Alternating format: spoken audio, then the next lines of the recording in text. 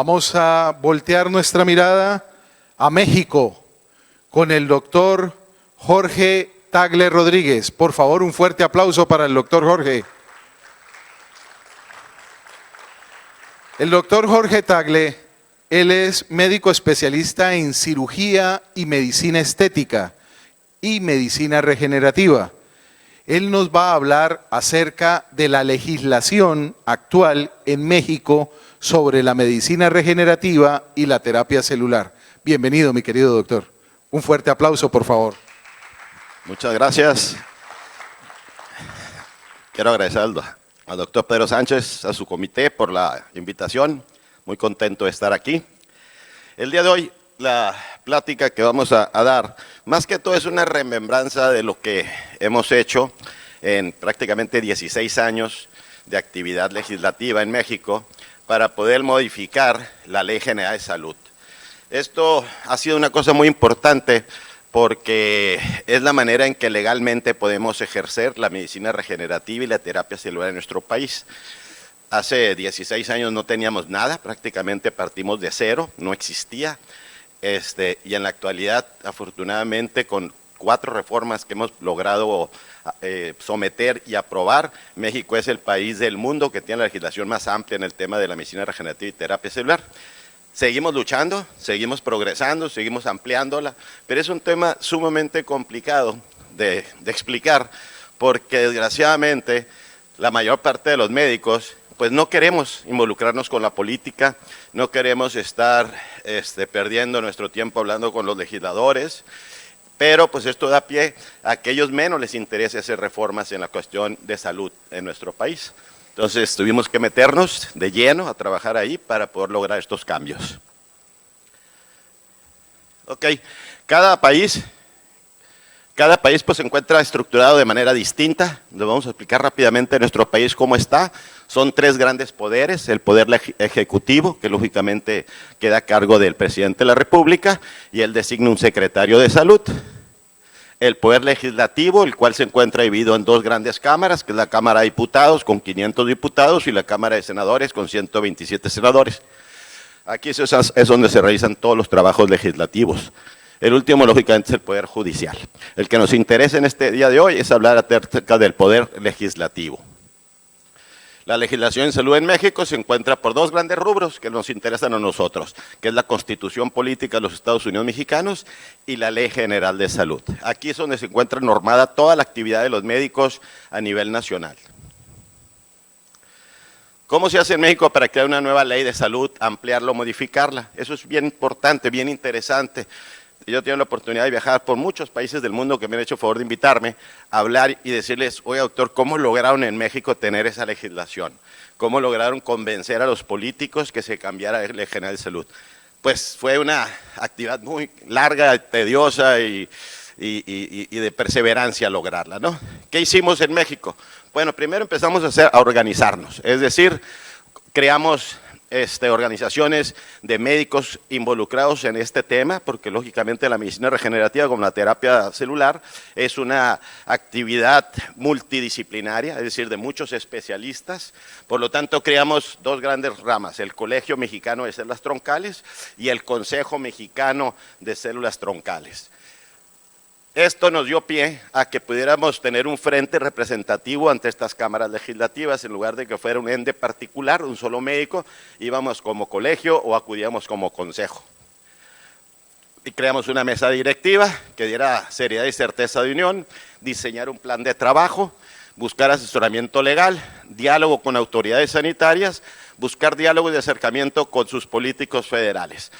Esto es lo primero que se hace, ¿no? Por ejemplo, no lo sé, en Colombia cómo se encuentra el Poder Legislativo, pero pues habrá diputados o senadores, pues algún médico colombiano tendrá que buscar una relación con un senador o con un político y empezar a plantearle por la necesidad de realizar estos cambios en la ley, en su ley, para poder trabajar de manera legal.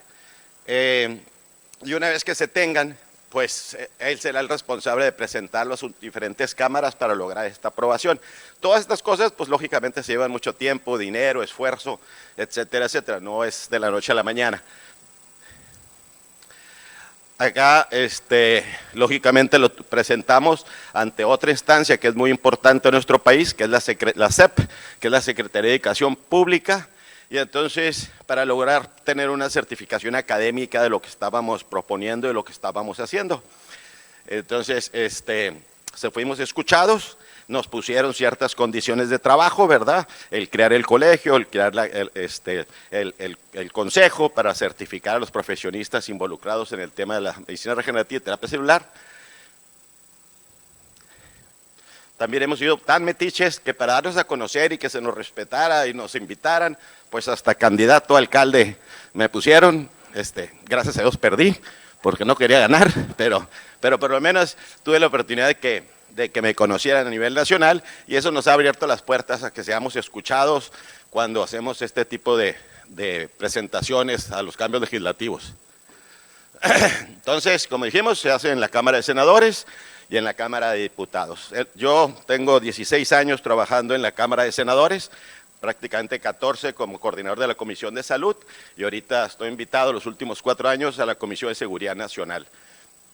Y ahí es donde hemos logrado pues que seamos escuchados y que le hemos logrado los cambios. Aquí lo mismo cuando se está presentando la iniciativa en el Senado de la República y en la Cámara de Diputados. El artículo 4, ahí empezamos ya a hacer los cambios a la ley, ¿no? Esto ya se encontraba antes que entráramos nosotros, pero dice el artículo 4, dice: toda persona tiene derecho a la protección de la salud, la ley definirá las bases y modalidades para el acceso a los servicios de salud, y esta hablará a concurrencia de las federaciones y entidades federativas en materia de seguridad general, conforme lo dispone la fracción 16.6 del artículo 73. La autoridad sanitaria será ejecutiva y sus disposiciones serán obedecidas por las autoridades administrativas del país. ¿Qué significa? Que todo lo que se refiere a la medicina regenerativa o terapia celular es federal. Es decir, los estados tienen que respetar a lo que se pone a nivel federal. No puede existir un estado que tenga su propia legislación o su propia manera de trabajar. Y aquí es donde empezamos ya a trabajar directamente, pues hacer los cambios, ¿no? Por ejemplo, pusimos el artículo 103, que es súper importante, para mí es de lo más importante que hemos logrado, y fue que pusimos que en el tratamiento de una persona enferma, el médico podrá utilizar recursos terapéuticos o de diagnóstico bajo investigación. Existe posibilidad fundada de salvar la vida, restablecer la salud o disminuir el sufrimiento del paciente, siempre que cuente con el consentimiento informado por escrito de su caso, del familiar más cercano, y sin perjuicio de cumplir con los demás requisitos que determina esta ley. Esta ley yo creo que fue la que más les dolió a la autoridad sanitaria, porque le abrió la puerta a que los médicos pudieran hacer uso de este tipo de terapia simplemente basándonos en el artículo 103. Lógicamente, pues en el artículo 327, pues dice que está prohibido el comercio de órganos, tejidos y células. La donación de estos se regirá por principios de altruismo, ausencia de ánimo de lucro y confidencialidad, con la obtención y utilización será estrictamente a título gratuito. Bueno, eso lo pusimos porque pues así era la ley, pero se nos permite a las instituciones como las que yo represento, que son los bancos de células troncales, a tener una cuota de recuperación, le llamamos. Entonces, no es con afán de lujo, pero sí se nos permite hacer eso y con eso recobramos las inversiones. Dice el artículo 330, los trasplantes de órganos, tejidos y células en seres humanos podrán llevarse a cabo cuando hayan sido satisfactorios los resultados de las investigaciones realizadas al efecto. Lo mismo, representan un riesgo aceptable para la salud y la vida del donante. ¿Esto por qué? Pues porque hablábamos no solo de los trasplantes de células, ya hablábamos de los trasplantes de riñón, trasplantes de hígado o trasplante de corazón. Entonces, se cataloga igual un trasplante de cualquiera de estos órganos que igual un trasplante de células. Esto de la palabrita trasplante de células fue la clave prácticamente. ¿Por qué? Porque, por ejemplo, cuando he tenido la oportunidad de ir a Europa o Estados Unidos a hablar de esto, en esos países a las células todavía los quieren considerar como un medicamento, como un producto prefabricado prácticamente, por lo tanto entra en una clasificación distinta y mucho con otro tipo de regulaciones. Nosotros no, nosotros lo colocamos como un trasplante porque es lo que es, son células vivas, y eso nos ayudó a que nos legisláramos en el tema de los trasplantes. Las modificaciones, bueno, aquí simplemente surgieron, como siempre, ciertos problemitas.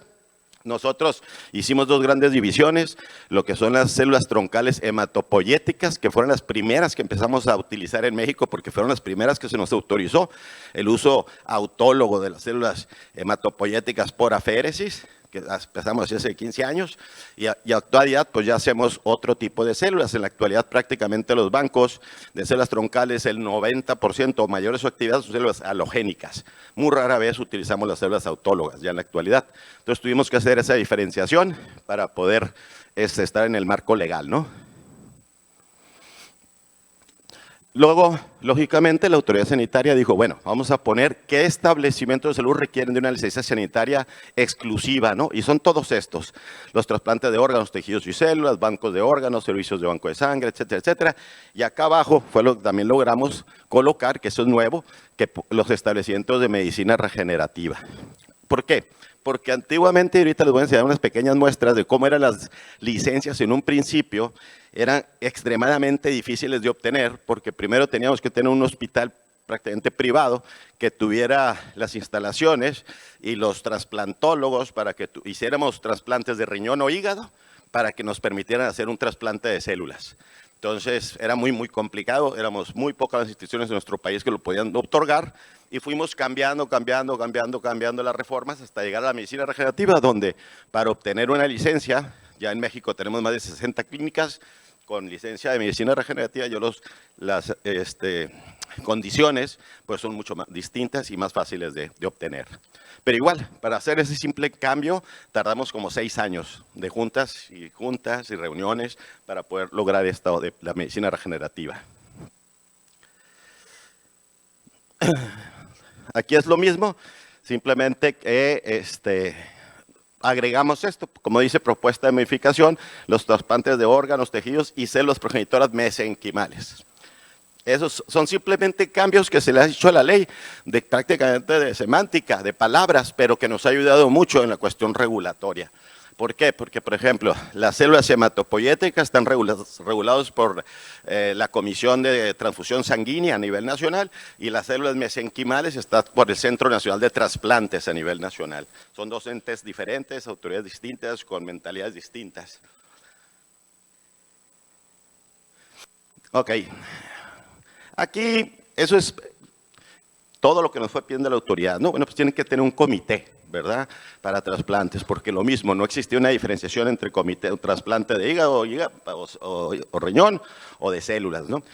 Pero el nuestro pues son mucho más sencillos porque, como me decía la autoridad, Jorge, tú como cirujano plástico, ¿cuántas liposucciones hacen a nivel nacional todos los días? Pues miles. Y ni modo que le esté dando seguimiento a la gordita que donó el tejido adiposo. O sea, no le va a pasar nada. No es lo mismo donar un riñón o esto a donar tejido adiposo. Pero la ley nos marca que tenemos que tener esto. Igual que ese comité deberá tener 2 profesionales especialistas certificados en medicina genómica, medicina regenerativa, citología, biología, ingeniería de tejidos y de longevidad. Uno de ellos.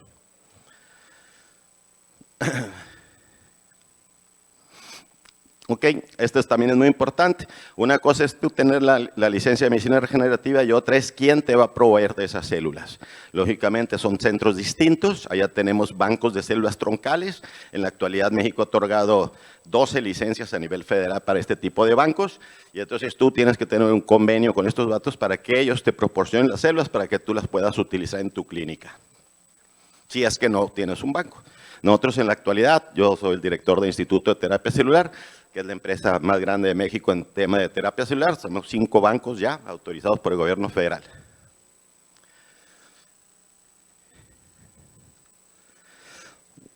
Ok, bueno, esto lo vamos a pasar.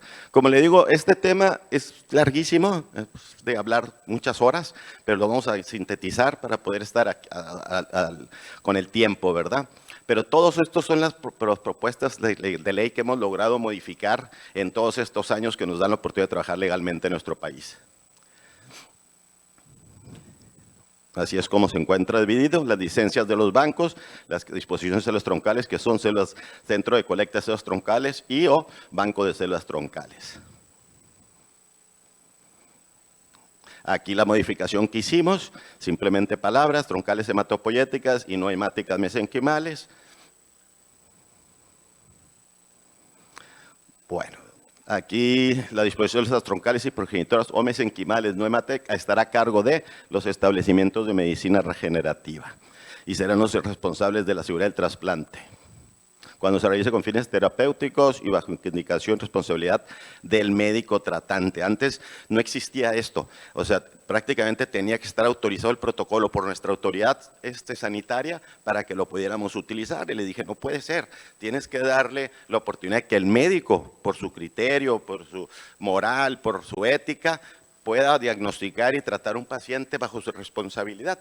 Y eso fue lo que se logró. Siempre y cuando, pues también como dijimos, nos pedían la certificación, creamos los colegios, tienen que estar certificados y legalmente lo pueden realizar.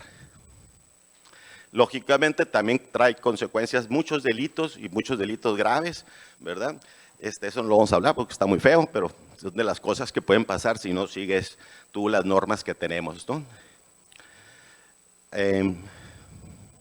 Estas son características que tenemos. Estas son las licencias que le decía, como en principio hace 11 años o 12 años, en el 11, era un banco de sangre con disposición de células progenitoras hematopoyéticas por aféresis. Así empezamos, esas fueron las primeras licencias que tuvimos en México. En la actualidad ya son banco de células troncales con fines de trasplante. Es decir, nosotros en el instituto tenemos más de 10 diferentes técnicas de tejidos. Entonces tenemos de placenta, de cordón, de tejido adiposo, de médula, bueno, muchas, gelatina de Wharton, etcétera, y cada médico va a solicitar la célula que quiere para el tratamiento de su paciente. Igual, en un principio, los hospitales tienen que tener esa licencia, procuración de órganos, tejidos, trasplante de riñón, hígado y células progenitoras hematopoyéticas. Así iniciamos, ahora lo simplificamos a esto, una licencia de medicina regenerativa. Lo mismo. En un principio era banco de células con fin de trasplante, ahora trasplante de células progenitoras o troncales. El instituto, que se encuentra en la ciudad de Guadalajara, pues es un ISO 5, entonces creo que tenemos bastante conocimiento y práctica. Ahora estamos introduciendo ya el primer banco de células para mesenquimales halogénicas para el uso de caballo, perro y gato. Y lo más importante, creo que todos los países de América debemos de trabajar en forma conjunta para un mejor sistema de salud que nos ayude a todos. Muchas gracias.